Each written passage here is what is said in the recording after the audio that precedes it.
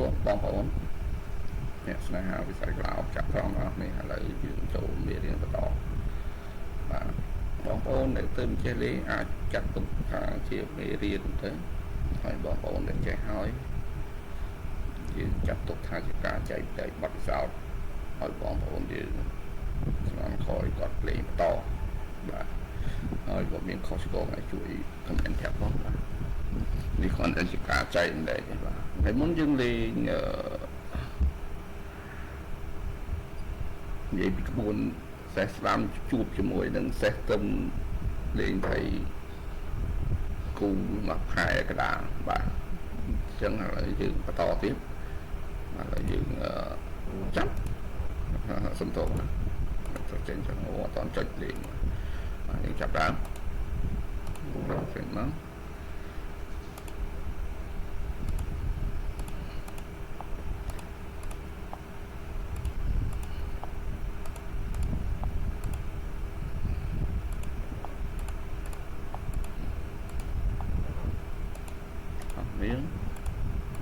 នាង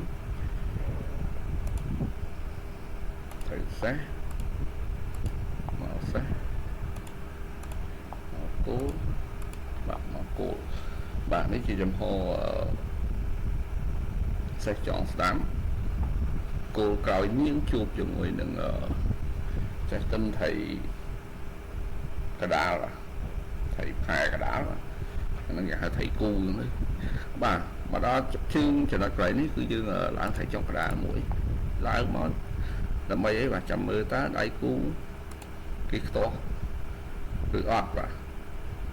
ហើយបើគេអត់ខ្ទាស់ទេយើងចូលលក្ខខណ្ឌដែលយើងវីដេអូមុនគឺចាក់ថៃឡើងបើសិនគេឡើងគោលយើងចាក់ថៃឡើងទៅបាទបើសិនជាគេមកស្ដាច់ក៏យើងចាក់ថៃនឹងឡើងដើម្បីទីមួយគេយកថៃក្រៅទៅក្នុងបើសិនគេឈ្មោះមកយើងសកាត់គោលបាទហើយលក្ខខណ្ឌនេះវាមានវាមានលក្ខខណ្ឌច្រើនវាអាចខ្មៅវាអាចស៊ីបដាច់ស៊ីអីចឹងបាទឥឡូវយើងនិយាយលក្ខខណ្ឌដែលគេឡើងគោលបាទច្រឡំគេទល់បាទគេទល់បានន័យថាអត់ឲ្យយើងចាក់ទៅទៀតទេគេទល់ជាប់ហើយ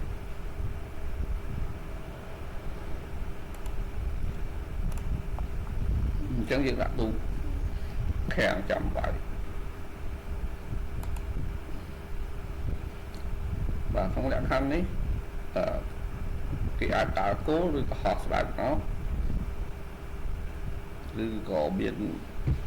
ជំរឿសច្រើនបាទតែគេដើរថៃដើរអីតែយើងនិយាយលក្ខខណ្ឌដែលគេឡើងគោលបាទគោលយើងហោះស្បែកបាទអញ្ចឹងកន្លែងនេះបើសិនជា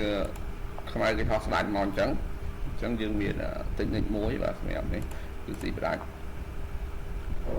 កន្លែងនេះមានច្រើនជម្រើសបាទគេអាចយកថៃស៊ីយកនាងស៊ីយកសេះស៊ីយកគោស៊ី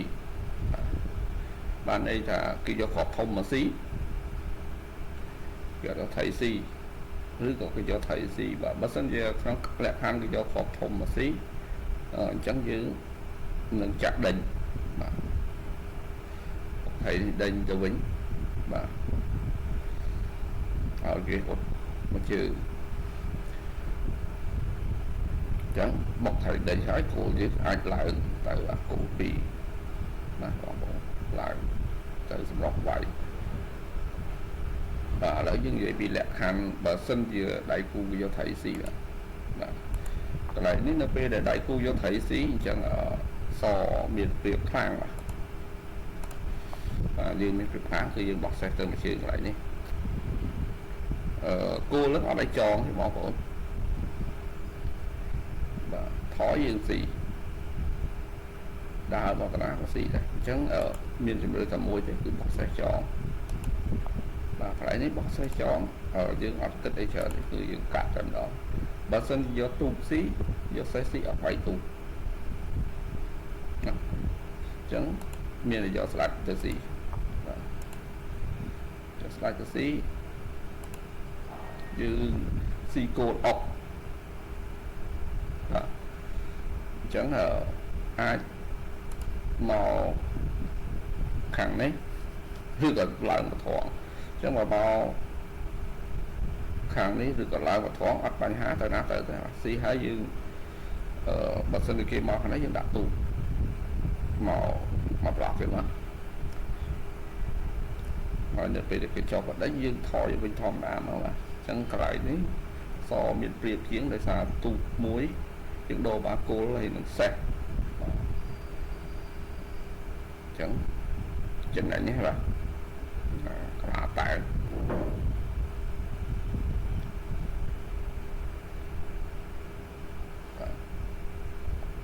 ្ចឹងនេះជាលក្ខខណ្ឌនៃយកថៃស៊ីបាទអញ្ចឹងវីដេអូខ្លីៗវាតែប៉ុណ្្នឹងទេបងប្អូនជួបគ្នាវីដេអូក្រោយអរគុណច្រើនបាយបាយកុំភ្លេចជួយ Subscribe Channel ខ្ញុំផង